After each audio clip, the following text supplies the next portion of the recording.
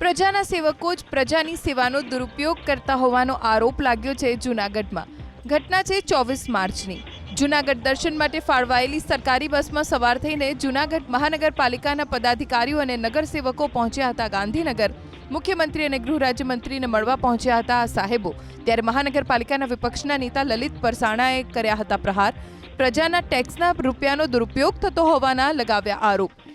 તો સામે પક્ષે શહેર ભાજપ પ્રમુખ ગૌરવ રૂપારેલિયાનું કહેવું છે કે બસનો ચાર્જ ભરીને લઈ જવાનું નક્કી કરાયું હતું અને મુખ્યમંત્રી સમક્ષ જૂનાગઢના વિકાસની વાત કરવા ગયા હતા.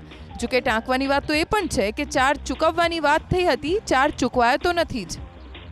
મધ્ય વર્ગના અને ગરીબ વર્ગના લોકો જે ટેક્સના પૈસા ભરે છે જેમાં જૂનાગઢનો વિકાસ થવો જોઈએ, તેને બદલે આ રીતના પેટ્રોલ ડીઝલના ધોવાડા કરી અને જે મહાનગરપાલિકાના સોર્સિસ છે, જે વાહનો છે અને જે સરકારી કર્મચારીઓ છે તેમનો દુરુપયોગ કરી અને ગાંધીનગર ખાતે પોતાના માત્ર ફોટો સેશન માટે ગયેલા હતા. આ બસ બુક કરાવતા પહેલા પણ જેટલા પણ કિલોમીટર ચાલે કોર્પોરેશનના અંદાજપત્રમાં સૂચવેલ નિયમો મુજબ 45 રૂપિયા પર કિલોમીટરનો ચાર્જ છે. આ ચાર્જ ભરી અને અમે બસ લઈ ગયા છીએ.